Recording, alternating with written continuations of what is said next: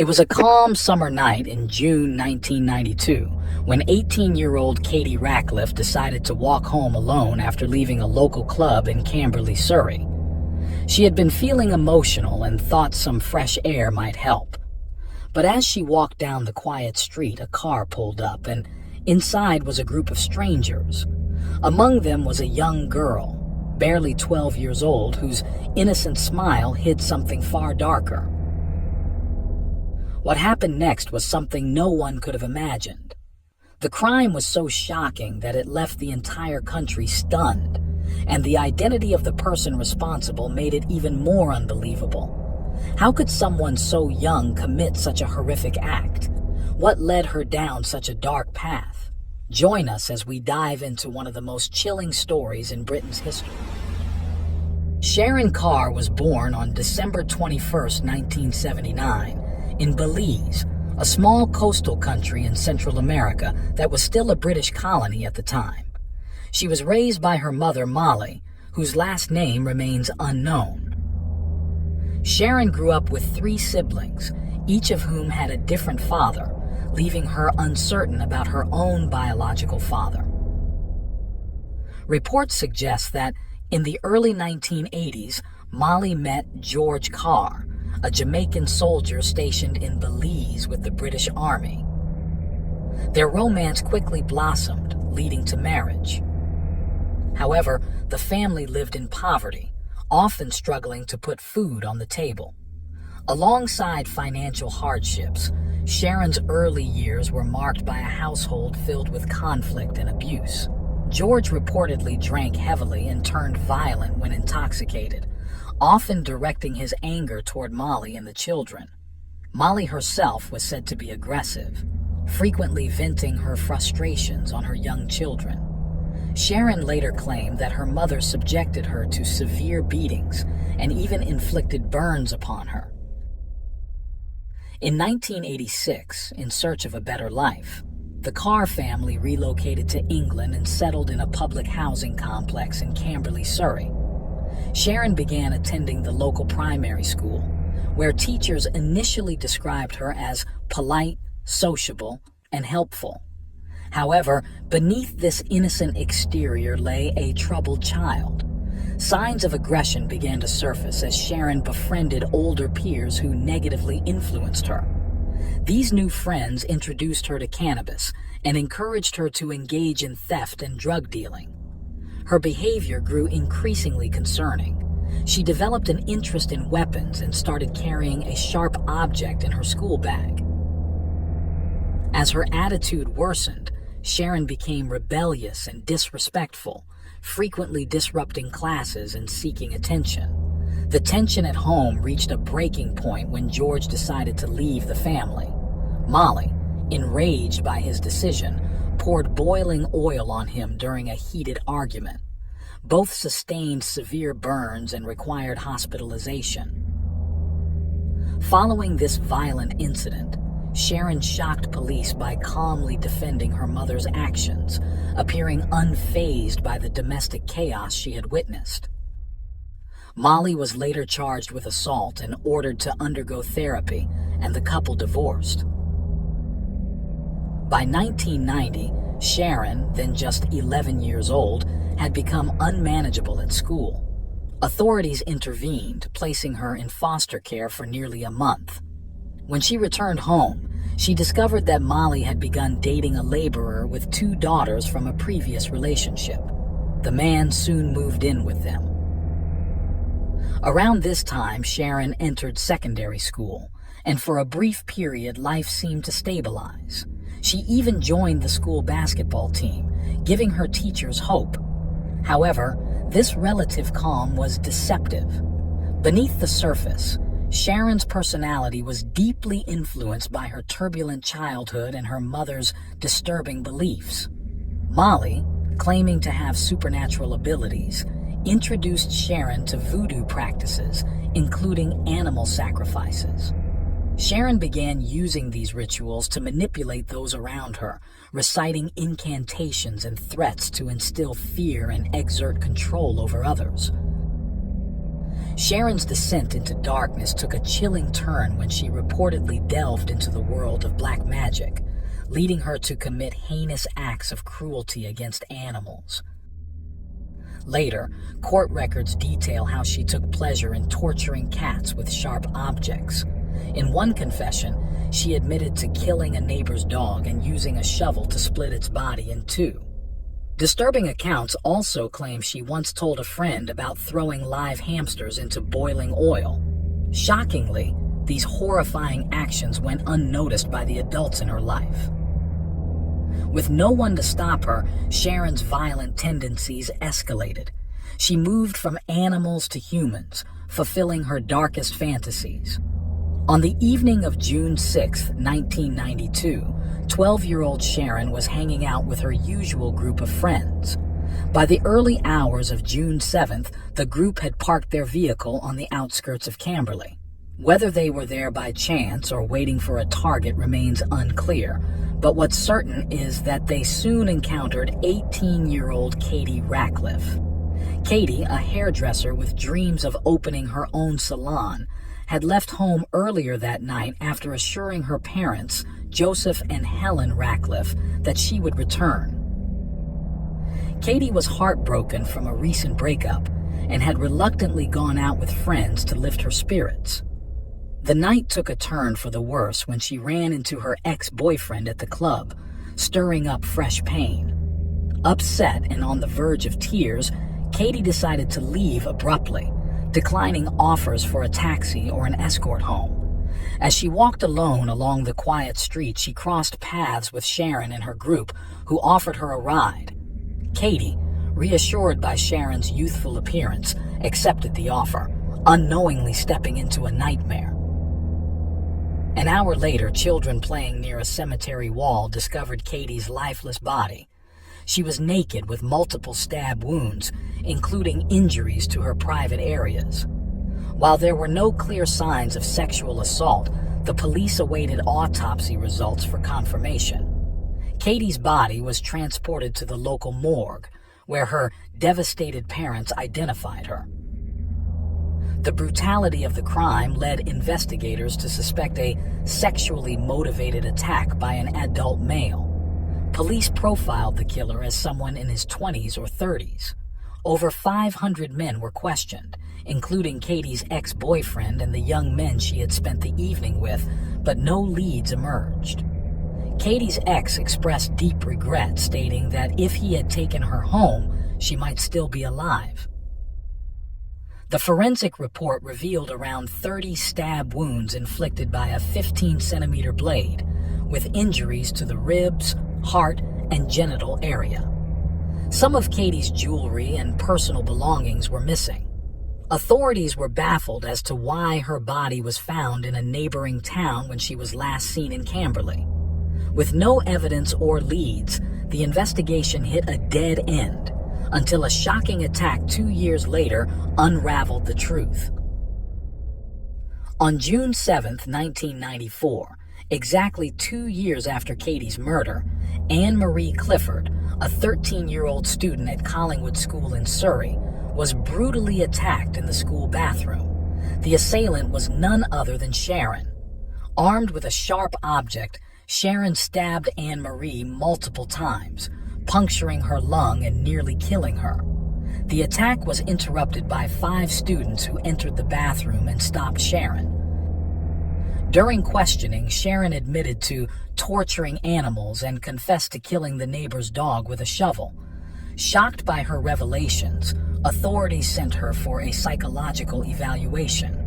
While in the mental health facility, Sharon attacked 2 staff members attempting to strangle them.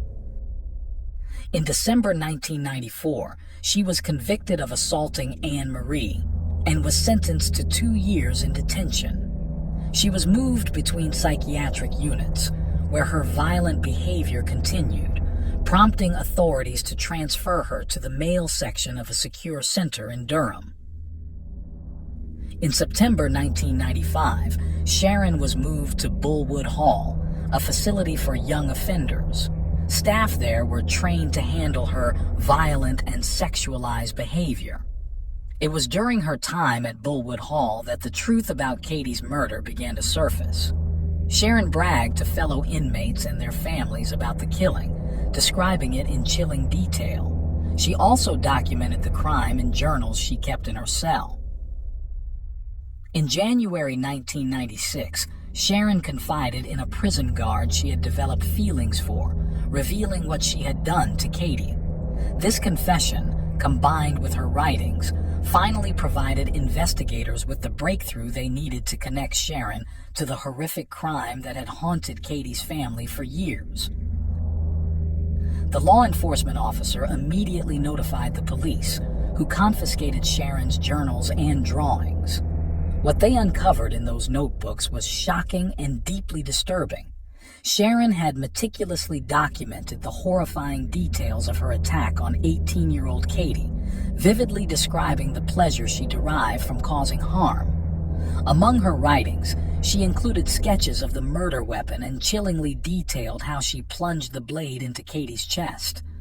She recounted watching Katie struggle to breathe, observing every moment as her life slowly slipped away. Sharon wrote that, although she did not initially want to harm Katie, she felt compelled to act violently, stripping her victim of grace, peace, and safety. The diary also revealed the sexual undertones of the crime. Sharon described how Katie's screams gave her a twisted sense of excitement.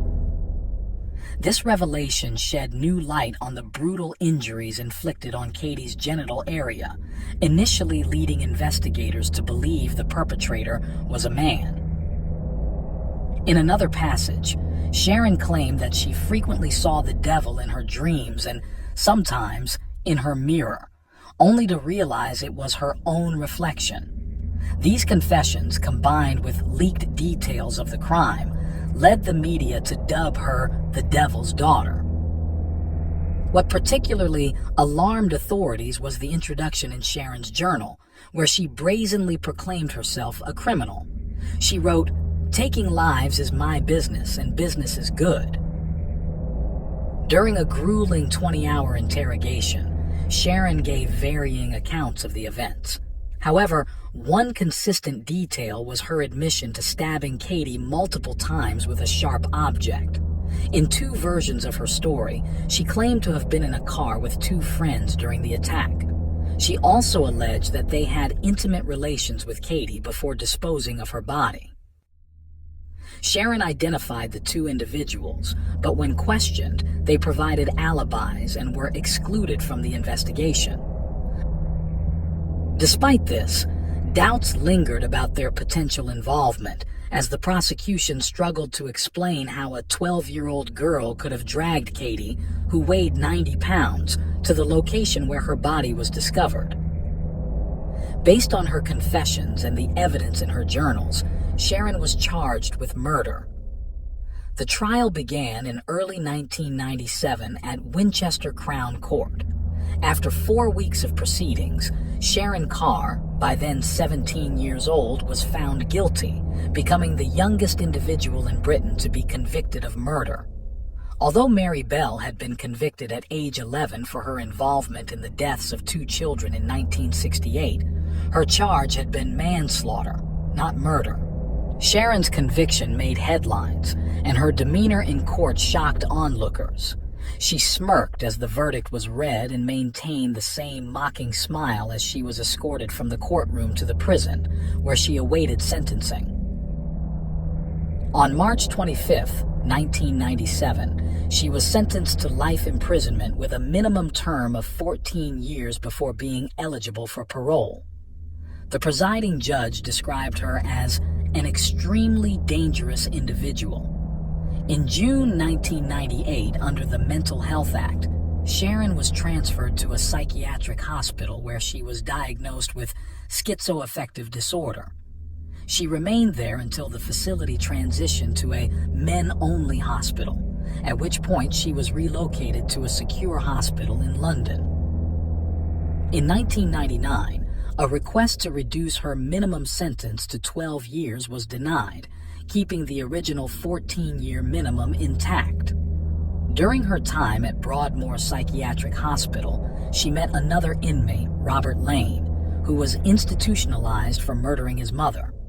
The two began a supervised relationship, with their visits limited to 1 hour, during which they were only allowed to kiss and hug.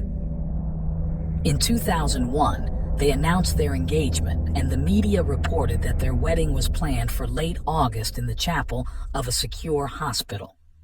At 21 and 24 years old, respectively, Sharon and Robert were to be escorted by guards during a brief ceremony officiated by the hospital chaplain, with about 20 other inmates expected to attend. However, despite having already selected their wedding rings, the couple abruptly called off the engagement. Sources suggest that their decision came after reading a detailed press article about their crimes. The article recounted how, at 17, Robert had attacked his mother, stabbing her 29 times, striking her face with a carpet beater, and gouging out her eyes. His actions were reportedly fueled by resentment, as he believed his mother favored his sister over him. Both Sharon and Robert were allegedly so shocked and disgusted by the brutal details of each other's crimes that they ended their relationship immediately and ceased all communication. On October 17, 2003, Sharon's minimum sentence was reviewed but ended up being upheld. However, on December 10th of the same year, the same judge revisited the case and recommended reducing her minimum sentence to 12 years. This decision deeply upset Katie's family, who expressed their outrage to the media. Katie's father, Joseph, stated that the woman responsible for his daughter's death should spend the rest of her life in prison, convinced she would pose a danger to others if released. Each appeal for parole faced fierce opposition, not only from Katie's family but also from the investigating officers, civil organizations, and specialists who had assessed Sharon and deemed her a continuing threat. In 2004, her lawyers contested the 14-year minimum, arguing for a manslaughter conviction based on diminished responsibility. The motion was denied. In 2007, Sharon was moved to the Orchard Unit, a medium security facility. However, in 2015, she was transferred to a high-security women's prison near Ashford, Surrey, after being deemed a risk to both staff and inmates. According to her transfer order, her condition had become unmanageable, and no effective treatment could be provided. In 2018, Sharon was briefly moved to a less secure prison, but in August 2019, she was returned to maximum security following a violent altercation with another inmate. Reports from supervisors highlighted Sharon's continued volatile behavior and paranoid tendencies. She was considered too unstable for release, and her request to downgrade her restricted prisoner status was denied. In March 2020, she petitioned for another status change, but the request was again rejected. The ruling judge noted that Sharon had expressed thoughts of harming another inmate, including plans to strike her with a jar and push her down a staircase. These factors solidified the decision that she remained a public danger and should remain incarcerated. In September 2022, it was announced that her case would again be reviewed by a parole board.